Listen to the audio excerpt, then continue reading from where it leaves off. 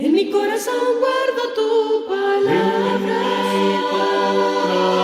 porque es una lámpara a mis pies,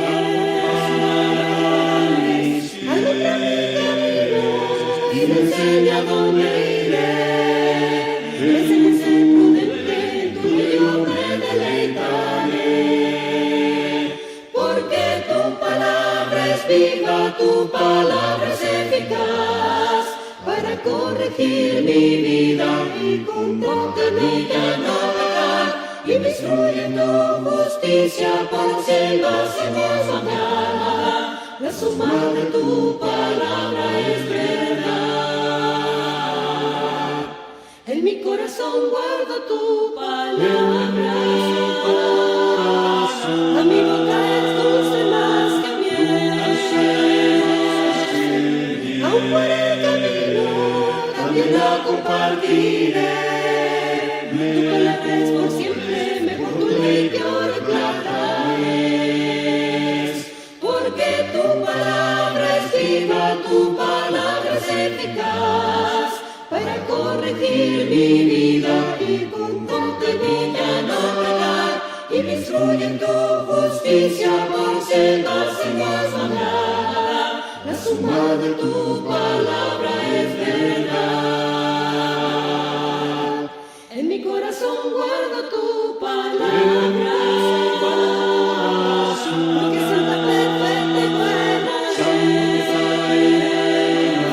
Tus juicios todos justos y tu testimonio es fiel. Siempre mi sangre, Señor, mi Señor, tu ley yo cumpliré, porque tu palabra es viva, tu palabra es eficaz, para corregir mi vida y contenida no pecar, y me instruye en tu justicia por sendas amada. La suma de tu palabra es verdad. La suma de tu palabra es verdad.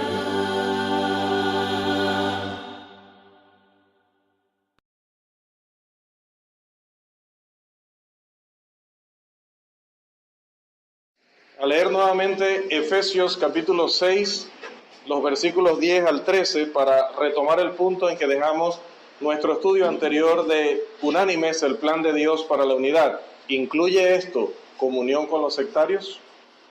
Efesios 6, 10 al 13, por favor, un versículo cada uno, para que ya vayamos. Por lo demás, hermanos míos, fortaleceos en el Señor y en el poder de su fuerza. Vestido de todas las armaduras de Dios, para que podáis estar firmes contra las acechanzas del diablo. Porque no tenemos lucha contra sangre y carne, sino contra principados, contra potestades, contra los gobernadores de las tinieblas de este siglo, contra huestes espirituales de maldad en las regiones celestes. Por tanto, tomad toda la armadura de Dios para que podáis resistir en el día malo, y habiendo acabado todo, estar firmes. Así es. ¿Qué decíamos acerca de la unidad? Decíamos que en el libro de Efesios estamos aprovechando que el apóstol Pablo desarrolló prácticamente un estudio acerca de la unidad de Dios con el hombre en el capítulo 1, la unidad de gentiles y judíos en el capítulo 2. También ahora en el capítulo 6 nos dice que nosotros no podemos mantener esa unidad bíblica, no podemos estar a la altura de esa unanimidad espiritual que Dios requiere de cada uno de nosotros si es que nosotros no nos armamos, como dice aquí el pasaje, con toda la armadura de Dios. Vamos a leer el resto de versículos, los versículos 14 al 16, por favor. 3 textos más para entender el punto total de Pablo en esta sección. Estad pues firmes, ceñidos vuestros lomos con la verdad, y vestidos con la coraza de justicia. Y calzado los pies con el aspecto del evangelio de la paz. Sobre todo, tomad el escudo de la fe, porque podéis apagar todos los dardos del fuego del maligno. Todos debemos pelear la misma batalla espiritual y todos debemos pelearla del mismo lado. Es más, uno debe estar adecuadamente equipado uniformado, protegido para poder enfrentar al enemigo, al tipo de enemigo que declara aquí este texto, y tener la esperanza de vencer. Si alguna persona considera que solo debe tener ciertas partes de estos pertrechos de guerra, entonces esa persona está equivocada y esa persona caerá en batalla. El tiempo, la distancia de recorrido en su vida cristiana demostrará que no estaba suficientemente preparado. Pablo dice, tienes que cubrir tu cuerpo, tienes que cubrir tus brazos, tienes que cubrir tu pecho, tienes que cubrir tus pies, debes estar armado con la espada, porque una de las cosas en las que hace énfasis aquí es que esta batalla debe pelearse con la espada del Espíritu, no con mi opinión, no con un credo humano, no con alguna de las opiniones o algún sentir de los sectarios o de las denominaciones, ni siquiera con mis preferencias personales. Esta batalla, si ha de ganarse, debe pelearse con la espada del Espíritu. ¿Por qué? Porque es el Evangelio. Y el Evangelio que dice Romanos 1:16 es poder de Dios para salvación. El cristiano, hermanos, o el soldado cristiano en su marcha en esta batalla cristiana, dice el versículo 18, debe hacerlo ¿cómo? Efesios 6:18. Orando en todo tiempo con toda oración y súplica en el Espíritu, y velando en ello con toda perseverancia y súplica por todos los santos. No solamente debe armarse, no solamente debe equiparse con la armadura de Dios, no solamente debe estar consciente de que su espada es la palabra del Espíritu, el Evangelio, que es poder de Dios para salvación, sino que durante la batalla y para prepararse también para esa batalla, el cristiano debe estar constantemente comunicándose con su capitán, con su comandante, con su general, con toda oración y súplica, y esto debe hacerlo, dice el texto, en todo tiempo. No solo para darle gracias porque me levanté en la mañana o despedirme de él cuando voy a acostarme en la noche, no solamente cuando voy a comer, sino en todo tiempo. Eso significa en toda circunstancia, en las buenas y en las malas, en la tristeza y en la alegría, así como los votos que hemos estudiado en la semana, pues así mismo, porque nosotros también estamos casados con Cristo. La plataforma divina para la unidad entonces se expone en el capítulo 4, vamos a regresar unos capítulos hacia atrás en esta carta. Pablo trata primero con el espíritu de la unidad, primero trata con la disposición o la actitud que debemos tener para poder ser un pueblo unido en el sentido que la Biblia declara el término unanimidad, que es el que estamos desarrollando en esta lección. Vamos a leer, por favor, allí en Efesios, el capítulo 4, los versículos 1 al 6. Ya todos sabemos cómo es la lectura. Efesios 4, 1 al 6. Yo pues, preso en el Señor, os ruego que andéis como es digno de la vocación con que fuisteis llamados, con toda humildad, mansedumbre, soportando con paciencia los unos a los otros en amor. Solícitos en guardar la unidad del Espíritu en el vínculo de la paz. Un cuerpo y un espíritu como fuisteis también llamados en una misma esperanza de vuestra vocación. Un Señor, una fe, un bautismo. Un Dios y un Padre de todos, el cual es sobre todas las cosas y por todas las cosas, en todos vosotros. Así es, amén. Yo digo amén a esas palabras. Yo pues, prisionero del Señor, dice, les ruego que en primer lugar ustedes mantengan toda humildad. ¿Qué significa? Que deben poner a los demás por delante de sí mismos, considerando a los demás como superiores a vosotros mismos. Luego dice, no solamente con toda humildad, la actitud del que busca la unidad que hay entre el Padre y el Hijo, como oró Jesús en Juan 17, debe armarse o debe tener la actitud de mansedumbre, dice. Es decir, que debe tener paciencia con las personas, saber sobrellevar y entender las diferencias de caracteres, de personalidades, que hay en cada uno de nosotros. Pero no solamente mansedumbre, sino que aparentemente repite la palabra, pero en el original el término ahora significa algo distinto. Dice ahora no solo humildad y mansedumbre, sino también con paciencia, lo que implica la capacidad para yo poder esperar el momento adecuado de las cosas. No me desespero, no me angustio, mi actitud es la de alguien que sabe esperar.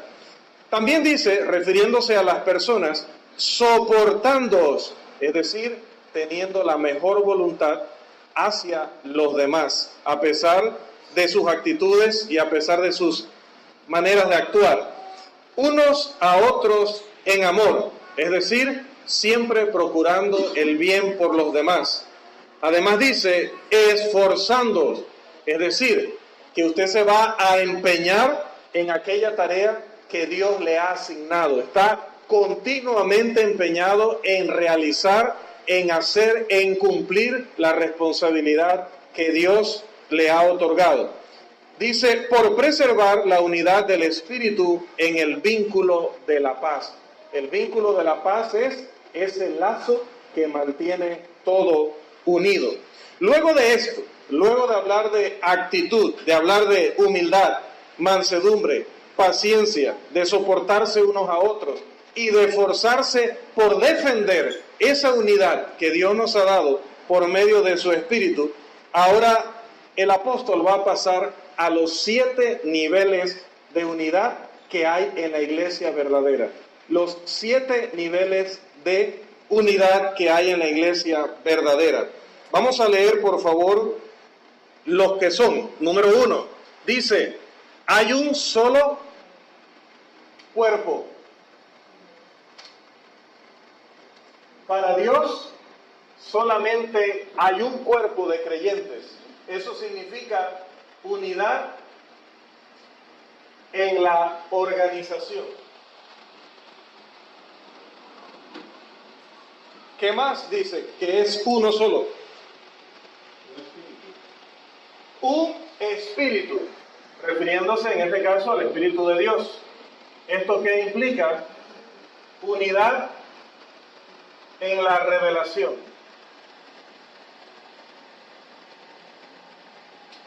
Esperamos que el diácono vea que nos estamos quedando sin herramientas. Unidad en la revelación. Bien. ¿Qué más? Dice que fuisteis llamados en una misma esperanza. Es la misma esperanza, por lo tanto es una sola. Esto significa unidad en el objetivo. ¿Qué más dice que es uno solo? Dice un Señor, es decir, hablando de nuestro Señor Jesucristo, esto implica unidad en la autoridad. Unidad en la autoridad. ¿Qué más? Dice, después de un Señor, dice una fe. Y les explicaba en otros estudios que tal vez los sectarios han corrompido el término fe. La gente en el mundo ha corrompido el término fe, pero nosotros le seguimos el juego cuando lo usamos de la misma manera. Decimos, tómate esta pastilla para tu bien, pero tómatela con fe. Y si fe es lo que yo oigo de la palabra de Dios, entonces yo debo tener la capacidad de demostrar que Dios dijo en su palabra que ningún profeta te va a quitar la fiebre y que no morirás. Dios lo dijo así en su palabra. Porque si te digo que te tomes eso con fe, te estoy diciendo que eso está revelado en la palabra de Dios. Que te lo tomes, que te vas a mejorar y que no vas a morir. Eso es cierto. Entonces, no es con fe. Se puede tener la confianza y la esperanza en Dios. Pero Pablo la tenía también. Y rogó al Señor 3 veces, quita esto de mí. ¿Y Dios qué le dijo? Bástate mi gracia. Si solamente salvo tu alma y no salvo tu cuerpo, no te he fallado. Bástate mi gracia. Entonces no hay garantía de que por mucha confianza y mucha esperanza sea la voluntad de Dios que yo me vaya a poner bien. En el caso de Lázaro, estaba muy enfermo, casi de muerte. Sus amigos acuden a Jesús, que era también su amigo, para decirle, ayúdalo, está a punto de morir. Y Jesús dice, esto no es para muerte, esto es para la gloria de Dios.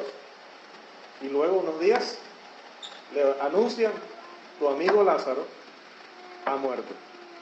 Entonces, debemos estar claros en lo que la Biblia enseña acerca del término fe. Y en este pasaje, más que en cualquier otro, la palabra fe implica unidad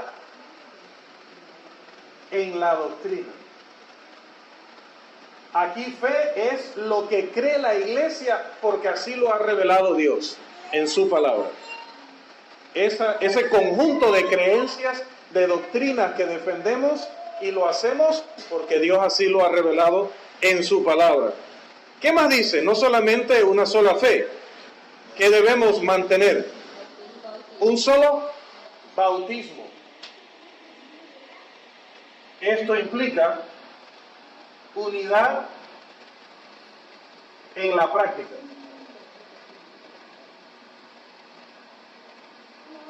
Unidad en la práctica. ¿Qué más dice? Un solo Dios y Padre de todos, que está sobre todos, por todos y en todos. ¿Qué implica esto? Unidad ¿en qué será? ¿Alguien se aventura? Unidad. Ajá. Unidad en ¿qué será? Ya tenemos en la organización, en la revelación, en el objetivo, en la autoridad, en la doctrina, en la práctica, en la... Falta una, muy vigente hoy. Lo que estamos haciendo hoy. ¿Pero qué hacemos? Ese es el lugar con las personas con las que estamos, pero ¿qué hacemos? Unidad en la adoración.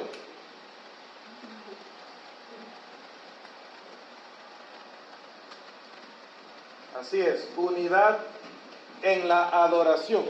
La iglesia que estableció el Señor, la que fundó Cristo, la que el Espíritu Santo inició en Hechos capítulo 2, el libro que estamos estudiando, es una en cuerpo. En ella hay un solo Espíritu, una sola esperanza, un solo Señor, una sola fe, un solo bautismo, un solo Dios. Es decir, solamente esa iglesia tiene una organización, una revelación, un objetivo, una autoridad, una doctrina, una práctica, una adoración. No adoramos una congregación con instrumentos y otra sin instrumentos. Una dando estudios como este y otra presentando películas. No, es una adoración. Nosotros no tenemos diferentes organizaciones.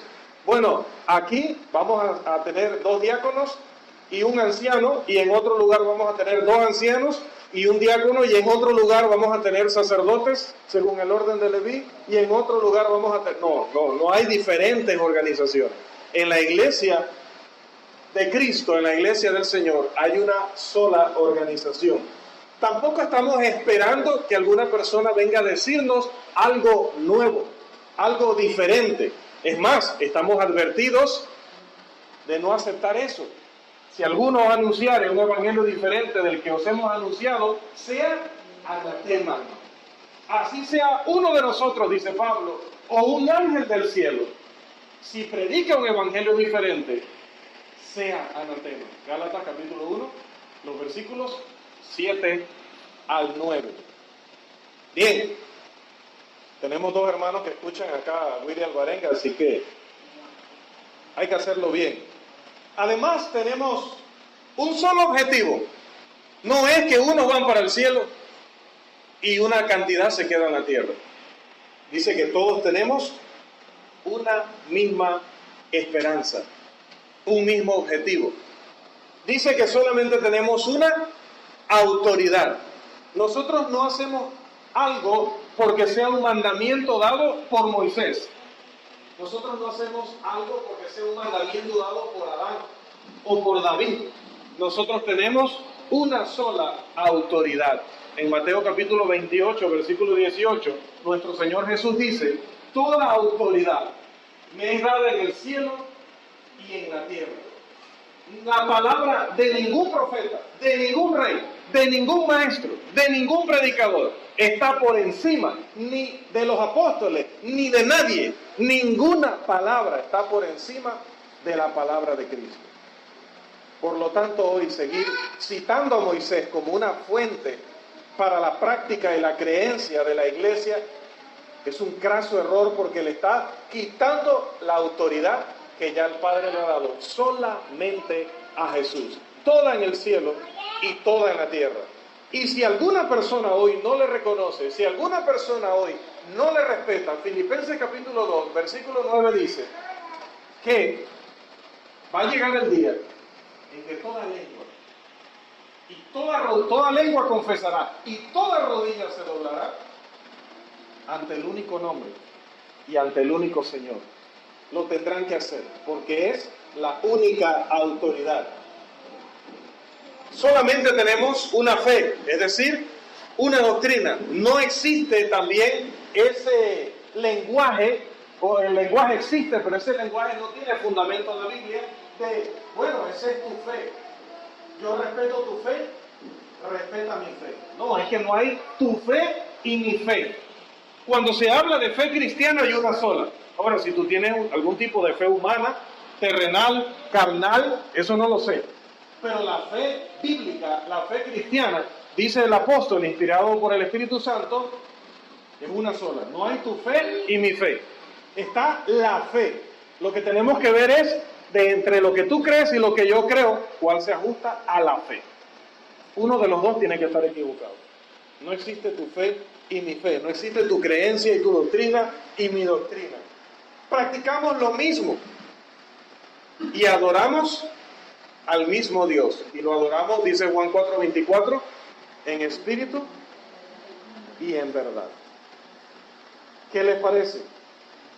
¿No es edificante leer este pasaje y ver todo lo que él implica, que nosotros de repente tal vez no lo notamos en una lectura somera, diría el hermano Elvis, porque utiliza este tipo de lenguaje más refinado?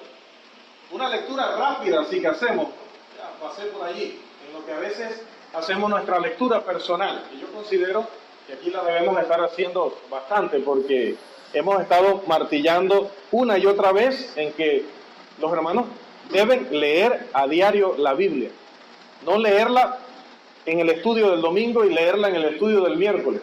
Debe leerla cada estudiante en la iglesia diariamente.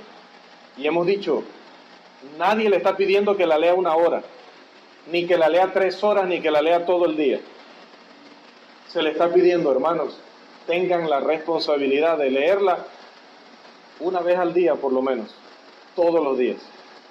Y usted se dará cuenta que llega el momento en que se habla de estos pasajes, y esos pasajes ya están en su mente. Ya usted los ha estado procesando, ya le han nacido preguntas, dudas, conclusiones de su lectura. Pero si no lo hacemos, hermanos, entonces somos estudiantes que nos pasa lo del domingo. 2 horas después se nos pregunta el tema y entre todo un grupo no fuimos capaces de, uno decir una palabra, el otro la otra, el otro la otra, armar el rompecabezas y decir, bueno, era algo como esto. Porque no era que tenían que decirlo literalmente. Podían decir, bueno, se habla algo allí de unánimes y unidad, algo así, hermano, pero ni siquiera eso respondimos. Y eso es grave. Grave porque lo que se está haciendo es sagrado. Grave porque son todos los domingos que le decimos, si usted no tiene memoria de elefante entonces escriba. Y si no quiere traer notas y bolígrafo, entonces grabe. Decíamos, a pesar de que no es la opinión de todos los hermanos, pero nosotros consideramos que en asuntos de opinión tiene que haber libertad. Si un hermano quiere grabar la clase con su teléfono, tiene toda libertad. Yo no tengo un texto de la Escritura que se lo prohíba. Entonces, si no quiere escribir, grabe el sonido. Y si quiere captarme con mi mejor camisa, entonces grabe video. pero haga algo para que esta enseñanza se le quede, para que esta enseñanza le acompañe, no porque la doy yo, sino porque esto, dice Jesús, escudriñad la Escritura, porque en ella tenéis salvación.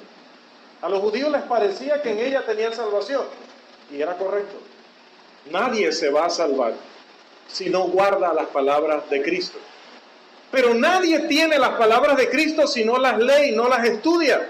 Y yo no puedo estar todos los días con usted enseñándole y predicándole, pero usted puede tomar esto y aprendérselo bien, porque no solamente usted lo necesitan muchas personas alrededor en el mundo.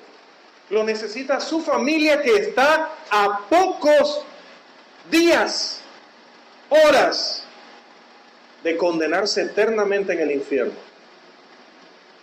Mi familia está a días y horas de condenarse en el infierno.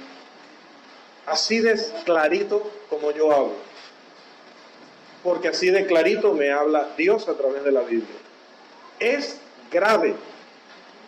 Esto no es ponerme, por ejemplo, este año me puse la meta, por una imagen que vi, de leer cada mes un libro con características diferentes.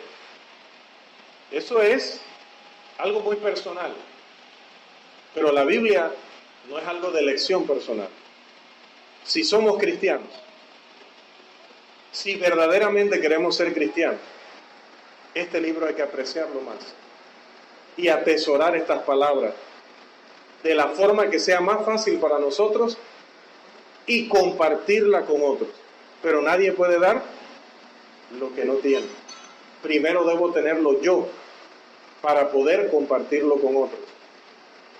Nunca seremos de un mismo sentir y de un mismo parecer si yo leo la Biblia y usted no la lee. Si yo trato de aprenderme la Escritura y usted no se la aprende.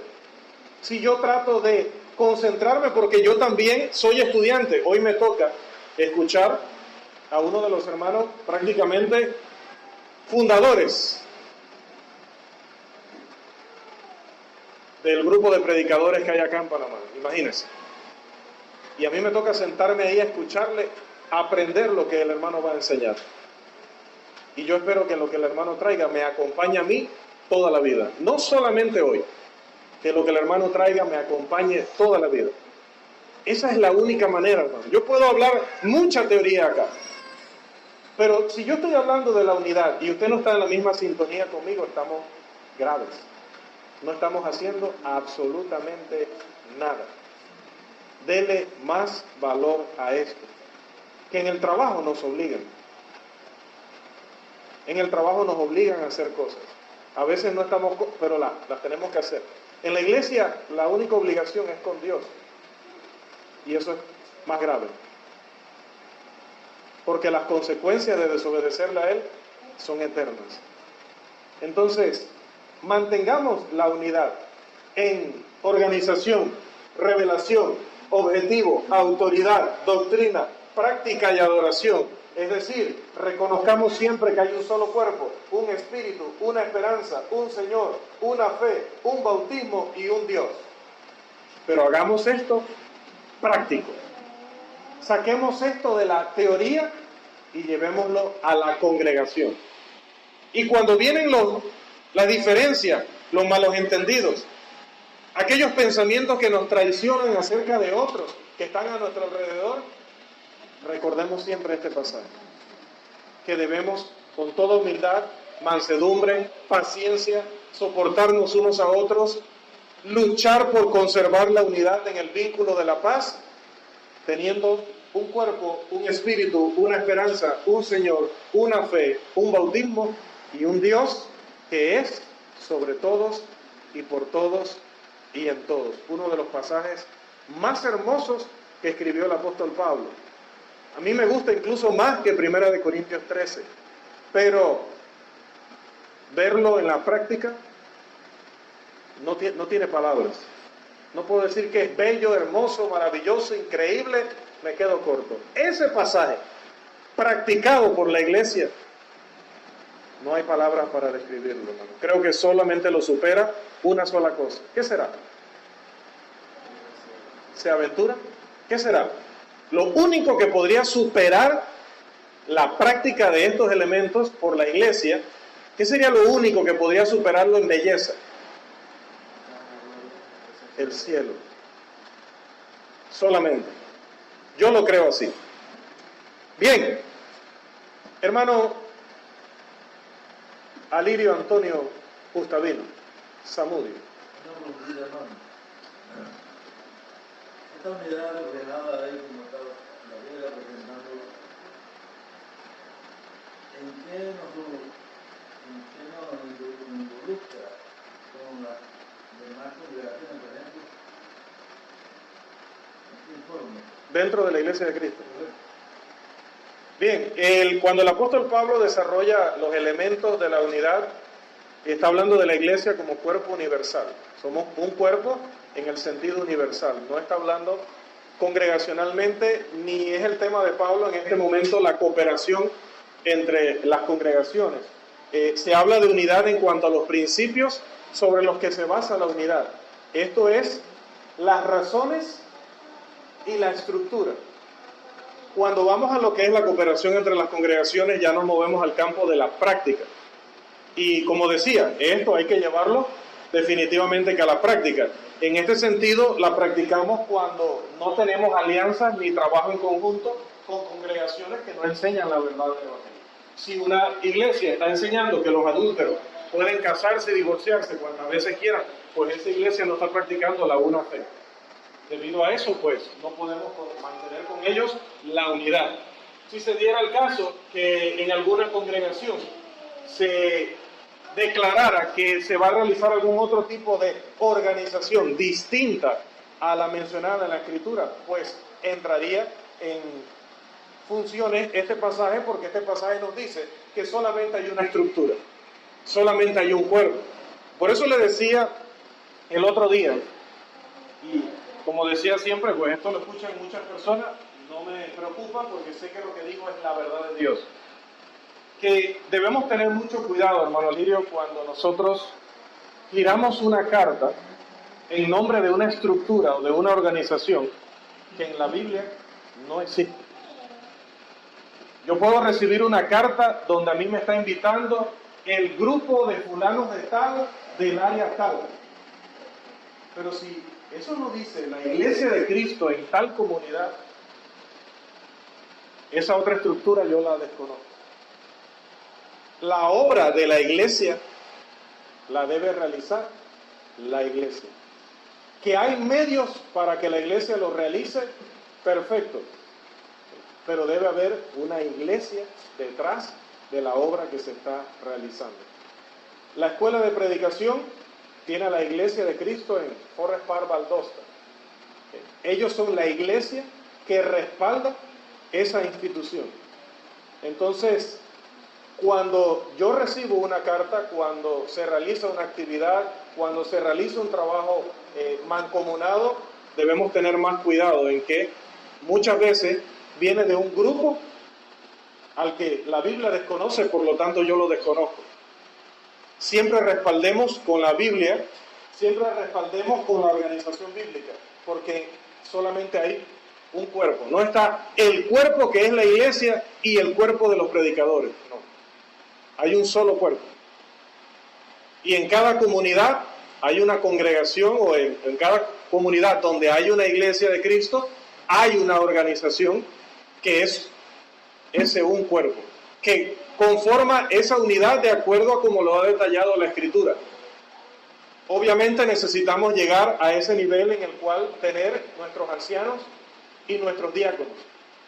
Pero lo que tenemos ahora era lo que tenían las congregaciones en el primer siglo antes de tener ancianos y diáconos. Por lo tanto, lo que tenemos no es pecado, aunque es deficiente. Ya lo dijo Pablo en Tito. Es deficiente, pero lo que tenemos no es antibíblico, porque era lo que tenían esas congregaciones antes de que Tito llegara a establecer ancianos. Pero sí estamos muy inmaduros. Y decíamos, hermano, que podemos pasar, ya hemos pasado 70 años, hablando en español y griego de todos los requisitos de los ancianos. Ya casi no sabemos sobre cómo es en griego.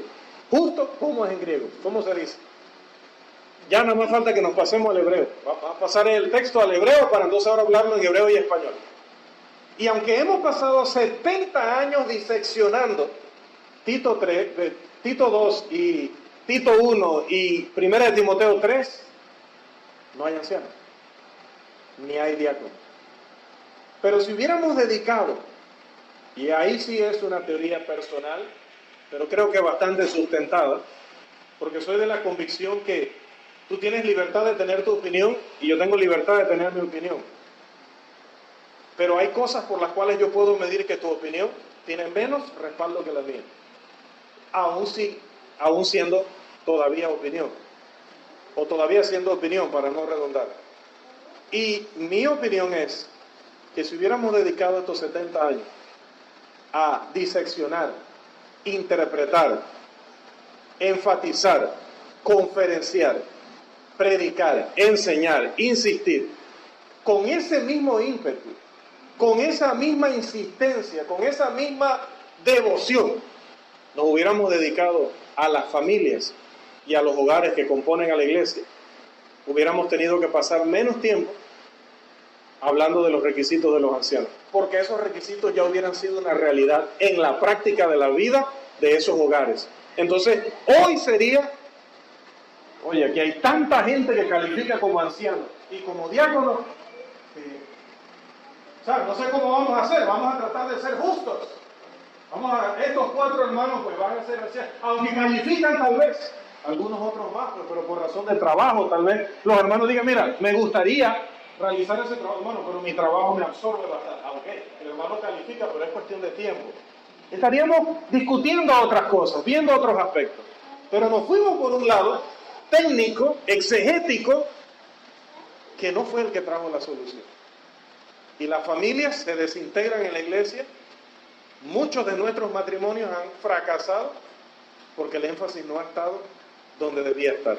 Incluso cuando hemos vuelto nuestra mirada hacia el matrimonio, no ha sido precisamente para fortalecer los hogares, para evitar los divorcios y el bucle infinito de discusiones y suposiciones, y el caso A y el B y el C y el D y el P1, P2, P4, porque ya nos hemos tenido que ir a las ecuaciones. Si nos hubiéramos preocupado por fortalecer los matrimonios mismos y enseñar a la comunidad también, porque la iglesia también puede enseñar a la comunidad, estaríamos luchando menos contra ese fenómeno. Pero quizá, tal vez, o yo pueda estar equivocado, o tal vez apuntamos mal. Por sus frutos los conoceréis. Los hermanos que puedan pensar que estoy equivocado, me gustaría que me citaran los ancianos, las congregaciones con ancianos que tenemos gracias al método que hemos utilizado durante 70 años. Si no se ha logrado, entonces, ¿por qué no usamos unos cuantos años más en hacer algo diferente? Para ver si obtenemos resultados diferentes. El señor Einstein decía que solamente un loco hace siempre lo mismo, pero esperando resultados diferentes. ¿Quieres resultados diferentes? Haz cosas diferentes. Y no será volver a estudiar Tito 2, Tito 1, Timoteo 3, no será así, porque hasta ahora eso no es lo que ha traído la solución.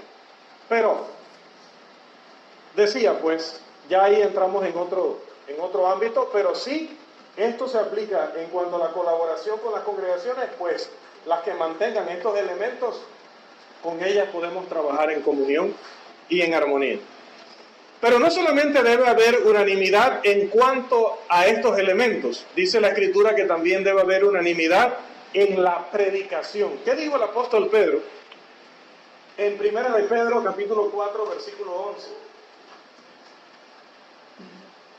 ¿Qué dijo el Espíritu Santo a través del apóstol Pedro, en su primera carta, el capítulo 4, versículo 11? Si alguno hable conforme a las palabras de Dios, si alguno ministre conforme al poder que Dios da, para que en todo sea Dios glorificado por Jesucristo, a quien pertenece la gloria y el imperio por los siglos de los siglos. Amén.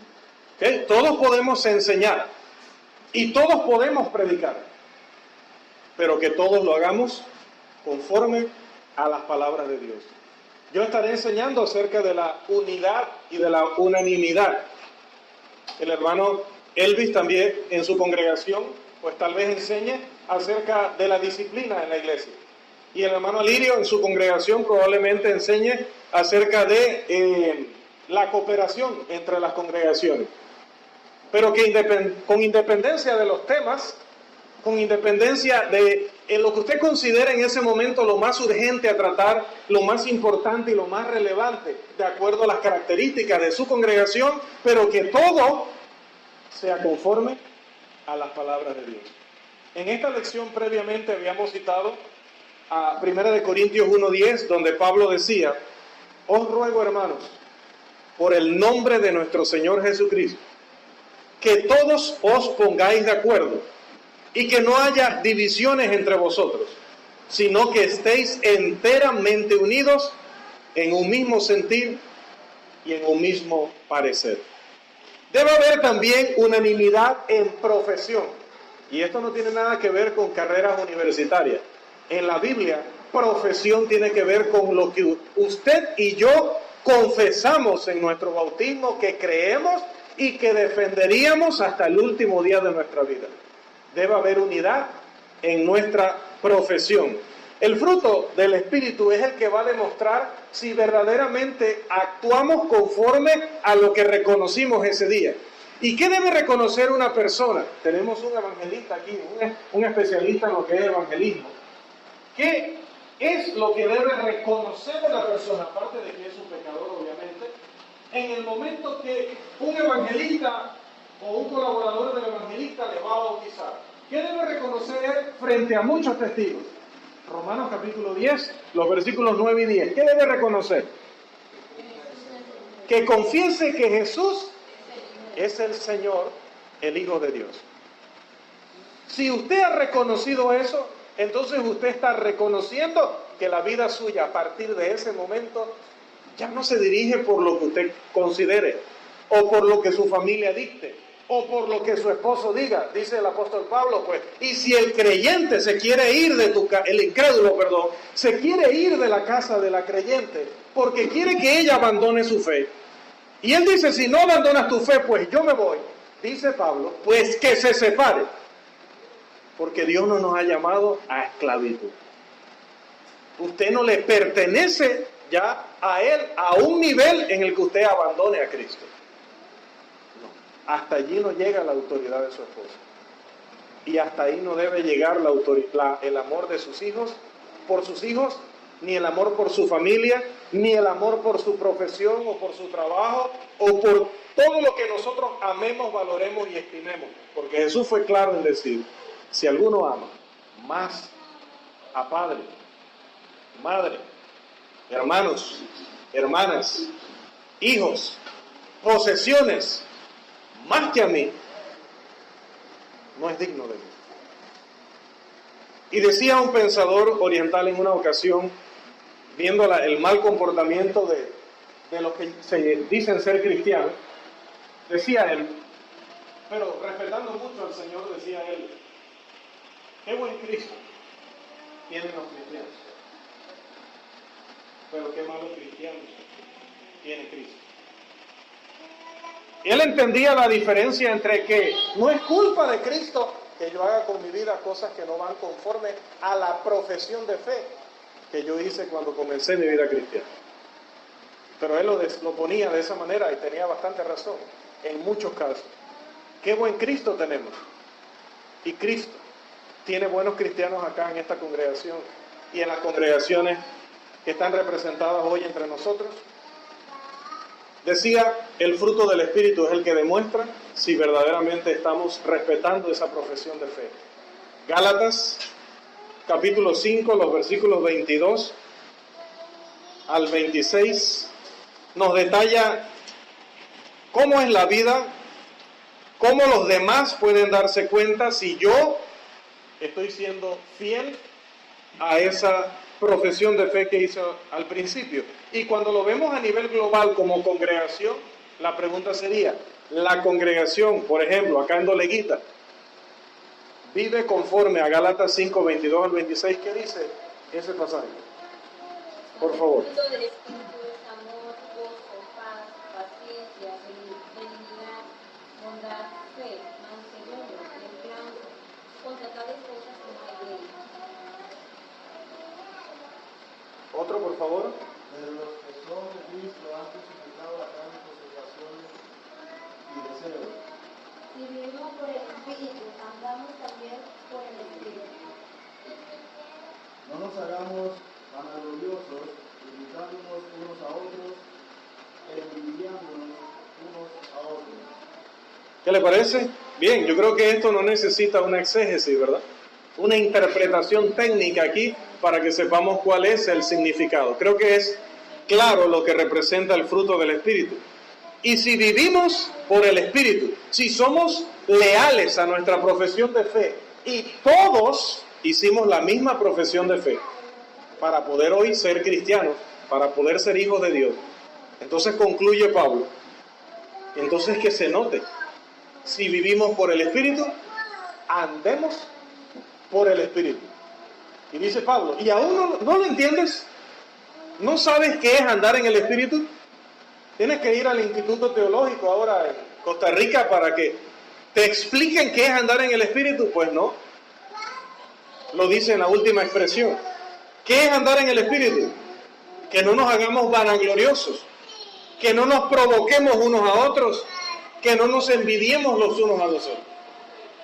Porque no lo haremos si nosotros estamos llenos de amor, gozo, paz, paciencia, benignidad, bondad, fe y mansedumbre. Hace muchos años me sé ese pasaje del fruto del Espíritu de memoria. Pero hace muchos años me pregunto diariamente, ¿y cuánto de esos atributos estoy desarrollando en mi vida? ¿Cuáles ya están desarrollados? ¿Cuáles me faltan por desarrollar? Porque si no los estoy desarrollando, estoy renunciando a mi profesión de fe. Pablo había declarado previamente en esta misma epístola, pero en el capítulo 2 y el versículo 20, lo siguiente. Por favor. Con Cristo estoy juntamente crucificado, y ya no vivo yo, mas vive Cristo en mí. Lo que ahora vivo en la carne, lo vivo en la fe del Hijo de Dios, el cual me amó y se entregó a sí mismo por mí. En este versículo Pablo presenta una paradoja. Una paradoja es algo que te dice, soy blanco, pero soy negro. Al mismo tiempo y en las mismas circunstancias. No es que es blanco y negro, no dice, no, soy blanco y soy negro también. En las mismas características, en los mismos atributos, en el mismo espacio. Una paradoja. Dice él que estaba vivo, pero al mismo tiempo estaba crucificado o estaba muerto. Los cristianos son gente crucificada. Por eso los cristianos son diferentes de los inconversos. Nuestros corazones han sido crucificados. Nuestros pies han sido crucificados. Los corazones crucificados no pueden llenarse de odio, no pueden llenarse de envidia, no pueden llenarse de mala voluntad, no pueden llenarse de malicia, de siempre buscar una forma de interpretar que tu acción es la peor posible que a mí se me pueda ocurrir, aunque yo no cuente con la evidencia, que sería escudriñar tu corazón para saber en tu corazón qué piensas o qué sientes. Los oídos crucificados no están atentos a escuchar lo que no deberían escuchar. Los pies crucificados no se apresuran para ir a cometer delitos. Los cristianos que han sido crucificados con el Señor ahora viven conforme al Espíritu, es decir, leales a su profesión de fe. Entonces, hermanos, retomando el punto principal de nuestra lección, porque decíamos que hablábamos de unanimidad, hablábamos de unidad, pero enfocada en una pregunta. ¿Cuál era la pregunta? ¿Cuál es la pregunta que está en el título de nuestra lección? No es solamente unánimes el plan de Dios para la unidad, sino enfocada en responder una pregunta. La pregunta es, ¿incluye comunión con los sectarios?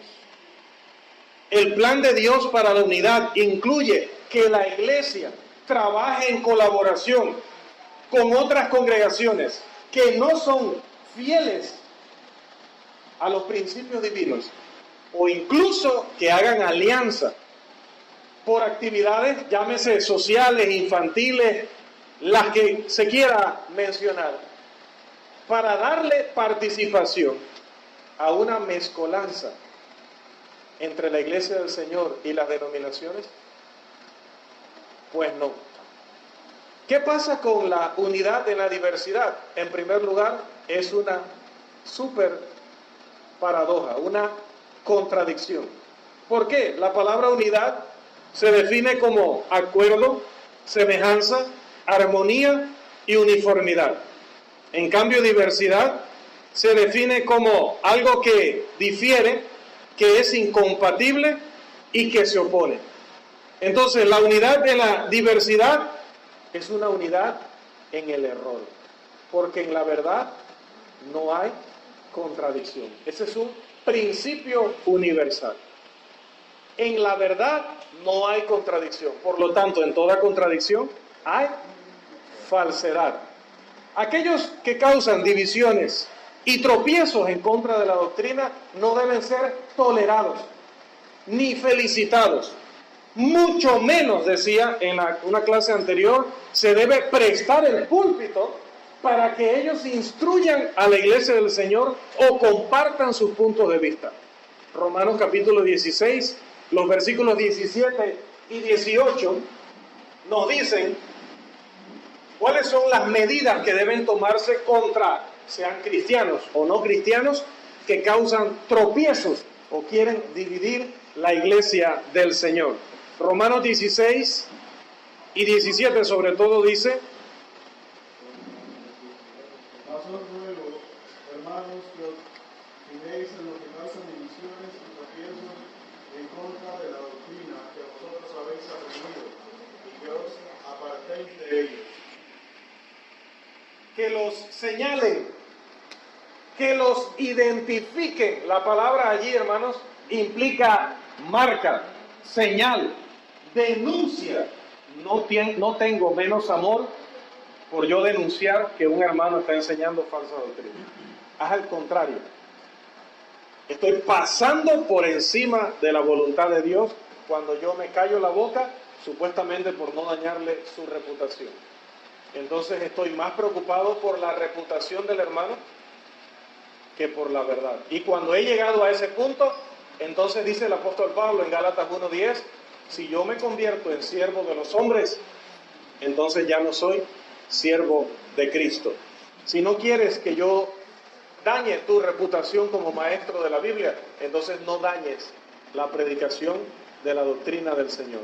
Porque si tú te metes con la doctrina del Señor, entonces nosotros nos vamos a meter contigo. Digo, no es que haya alguien aquí a que se lo estoy diciendo, recuerden que nos escuchan muchos. En 2 de Juan 9:10, el apóstol Juan dice: todo el que se desvía y no permanece en la enseñanza de Cristo, no tiene a Dios. El que permanece en la enseñanza tiene tanto al Padre como al Hijo. Si alguno viene a vosotros y no trae esta enseñanza, no le recibáis en casa, ni le saludéis. Recuerde que hemos aclarado que el término saludar en Oriente implicaba más que buenas tardes. Implicaba sentarse a conversar, a compartir, a hablar de tu familia, de mi familia, de cómo van las cosas. Por allí anda un hermano en las redes sociales, en el Facebook sobre todo, y metiéndose en el chat privado de todos los hermanos, buscando hacer amistad y conversación y no importa, somos hermanos, somos amigos, ¿y qué tal? ¿Y cómo va todo? Los hermanos por lo menos han tenido el detalle de preguntarme, les he dicho, la Biblia es clara, la Biblia es clara, no le reciban, ni se pongan a echar cuentos con él. Sí, esta Biblia la hubiera llevado a la traducción un panameño, él hubiera puesto así al final.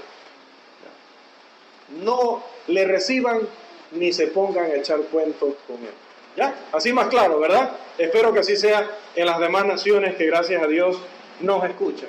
Y en Juan capítulo 4, versículo 1, Juan escribió, primera de Juan 4:1, amados, no creáis a todo espíritu, sino probad los espíritus, si son de Dios. ¿Y esto por qué? Porque muchos falsos profetas han salido por el mundo. Estas advertencias a mí me dicen que esto de unidad en la diversidad no está aprobado por Dios. Porque entonces Pablo, hermanos, estaba predicando en contra de ello. Y ese mismo apóstol escribió a Timoteo, en 1 de Timoteo 4:1 y 2. Amados, pero el Espíritu dice claramente que en los últimos tiempos algunos apostatarán de la fe, es decir, se desviarán, prestando atención a espíritus engañadores y a doctrinas de demonios, mediante la hipocresía de mentirosos que tienen cauterizada la conciencia. También Pablo escribió a Timoteo en su segunda carta, en el capítulo 4, en los versículos 2 y 4. Predica la palabra, insiste a tiempo y fuera de tiempo, redarguye, reprende, exhorta con mucha paciencia e instrucción, porque vendrá tiempo cuando no soportarán la sana doctrina, sino que teniendo comezón de oídos, acumularán para sí maestros conforme a sus propios deseos, y apartarán sus oídos de la verdad y se volverán a los mitos. Estas palabras del apóstol Juan y del apóstol Pablo son palabras y advertencias graves. Esto no es broma, no es jugando. Los apóstoles dijeron que si un hermano o algunos hermanos atentaban contra la enseñanza apostólica, así debíamos nosotros tomar de actitud o la actitud. Duele porque durante muchos años fueron compañeros nuestros en la fe, porque fueron personas que salieron con nosotros a predicar a las naciones, porque fueron personas que se pararon en estos púlpitos, tal vez no en este, pero se pararon en nuestros púlpitos, en las comunidades donde estábamos, a enseñar la verdad con esta misma intensidad, o quizá mayor, quizá con más habilidad. Me hablaban de uno de ellos, no sé, no viví esa época, estaba muy niño todavía, pero me decían que hablaba con una gracia como de oro, o sea, el de las palabras de oro, algo así le decían, porque el hermano tenía una facilidad para evangelizar, para ir llevando a la persona y llevando a la persona, ir quitando, desarmando, como dice 2 de Corintios, ese pensamiento altivo del sectario, para conducirlo a la verdad. Y qué bueno, porque gracias a eso algunos de esos sectarios hoy ya son hijos de Dios, son predicadores cercanos a la jubilación, pero están acá, todavía salvos, porque un día esa persona llegó y les predicó. Pero lamentablemente, hermano, esa misma persona que hizo esa gran labor, hoy predica llevando a la perdición a muchos creyentes. Así como algún día los trajeron a Cristo, hoy, dice el apóstol Pablo y el apóstol Juan, los desvían fuera de Cristo. Y el que se desvía de la enseñanza de Cristo, ¿qué dice? Ya no tiene ni al Padre ni al Hijo. ¿Y a dónde llegará una iglesia que camine en esas circunstancias? Por eso Juan, hermanos, también escribió en 1 de Juan, capítulo 1, versículo 7. 1 de Juan, capítulo 1, versículo 7. Pero si andamos en luz, como Él está en luz, tenemos comunión unos con otros, y la sangre de Jesucristo, su Hijo, nos limpia de todo pecado. Dice, ¿con quiénes debemos tener comunión?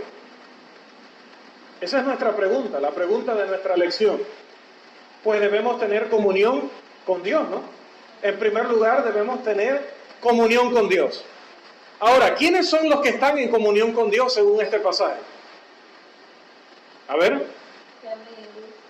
Los que andan en la luz, obviamente, de la palabra de Dios. Entonces, cuando alguien se revela y no camina en conformidad con las palabras de Dios, ya no anda en la luz. Es así. La ecuación es simple. Lo que todos queremos o deberíamos procurar es tener comunión con Dios. Pero para tener comunión con Dios, dice que hay que andar en la luz. Pero ¿qué es la luz? La luz es la palabra de Dios. A lo mejor usted está esperando un rayo celestial que le revele alguna cosa. Pero nosotros nos guiamos por la lumbrera de la palabra, como dice el salmista. Entonces, si todos aspiramos a tener comunión con Dios, pero para tenerla hay que andar en la luz. Y andar en la luz es andar conforme a la palabra de Dios. Cuando alguien se rebela contra la palabra de Dios, ha dejado de andar en la luz. Y el que ha dejado de andar en la luz, ha dejado de tener comunión con Dios. Es así de simple y sencillo. Predicas bien la palabra, andas en la luz. Andas en la luz, tienes comunión con Dios. Y para concluir el punto si no tienes comunión con Dios, olvídate que tendrás comunión con la iglesia. Es absurdo. Hermana Maciel. Hermanos, si de repente nos amplía un poquito lo que significa el concepto de comunión. Cuando estudiamos en este tema, nos referimos a la comunión como iglesia o una comunión personal. Cuando yo me refiero a comunión personal con alguien que es sectario, pero es conocido o es familiar. ¿Qué quiere decir? Que debemos cortar todo tipo de relación con esa persona, yo personalmente. O debo mantener un cierto tipo de relación, no como familiar o amigo, sino para tratar de repente de convencerlo a él o de estudiar con él, para que vuelva a la iglesia, para que vuelva a la verdad. No sé si de repente nos amplían un poquito ahí. Bueno. ¿Qué tipo de comunión yo debo de cortar con él? Sí, ok. Hay cosas que escapan del propósito del pasaje. El pasaje no habla de amistad, porque Cristo mismo dijo, pues, de otra manera sería necesario que salieran del mundo, o sea, del planeta, para poder que no nos relacionáramos con otras personas. También tenemos, por ejemplo, muchas veces una relación laboral con los sectarios. Trabajamos con personas, a mí me ha tocado, y creo que es la única manera de que yo entienda por qué Dios me ha colocado allí donde yo estoy ahorita. O sea, de otra manera no lo entiendo. Pero con los debates que he tenido, hermanos, como para grabar y escribir, allí en los dos locales, con los compañeros que tenemos allí que son sectarios de pura cepa, yo digo, bueno, ¿será que este es el propósito de Dios? Alguno de estos dos jovencitos o se va a convertir o yo me estoy puliendo. No sé qué es, pero bueno, ha sido increíble. Pero yo tengo que convivir con ellos, yo tengo que tratar con ellos porque estamos en un ambiente laboral. Probablemente a nivel personal, pues también lleguen a ser mis amigos de tanto tratar como compañeros de trabajo. También existe el ámbito familiar, donde de repente pues mi mamá de la noche para la mañana decide irse con los bautistas.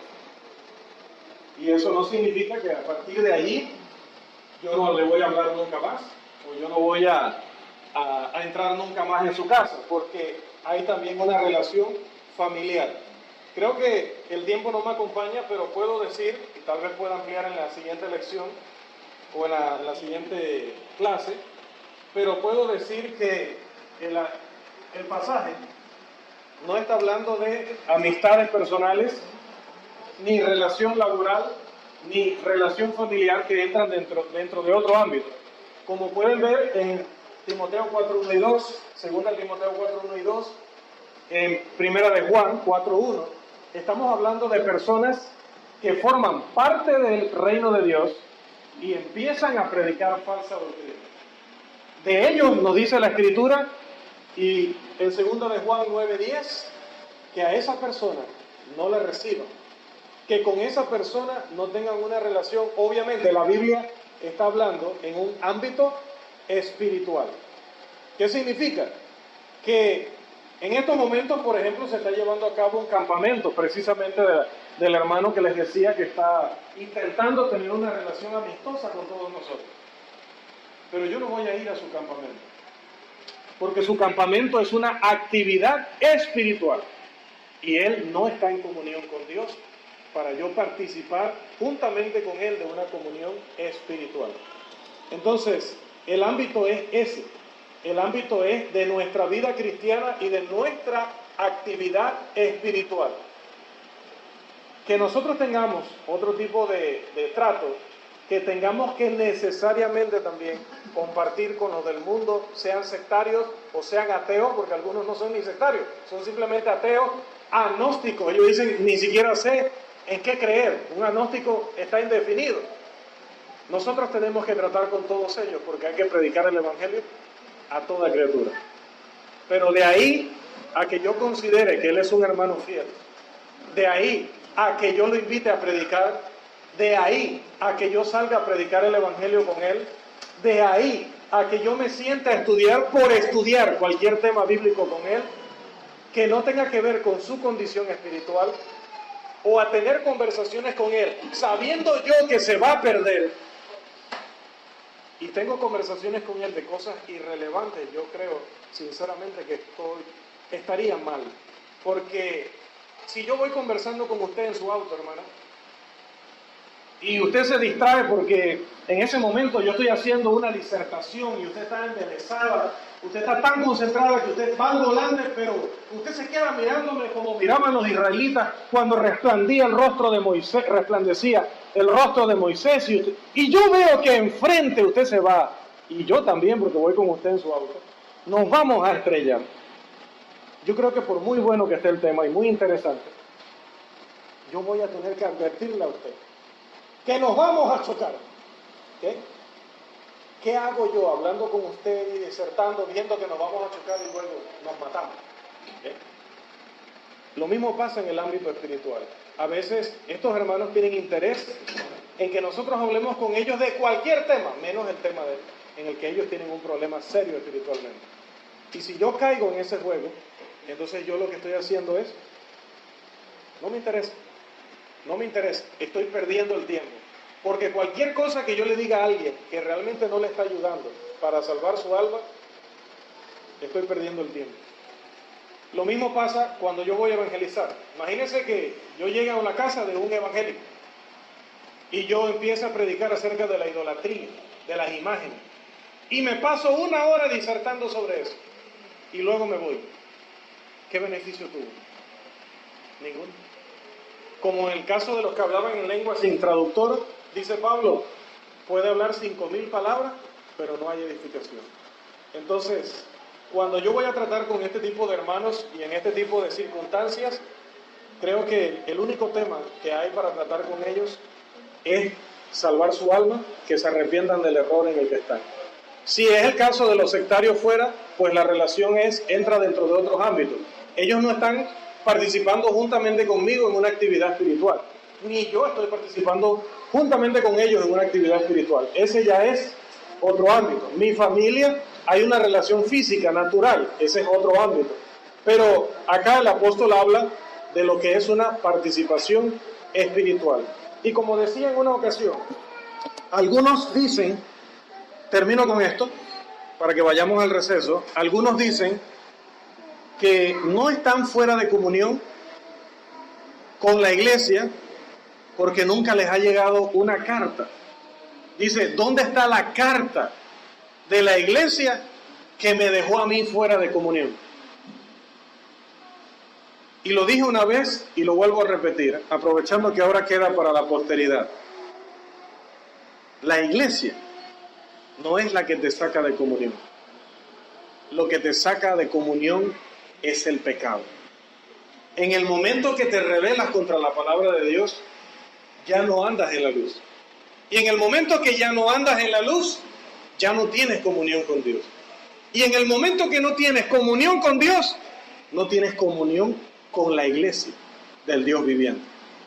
La carta es una declaración pública de tu situación. Estamos declarando lo que eres.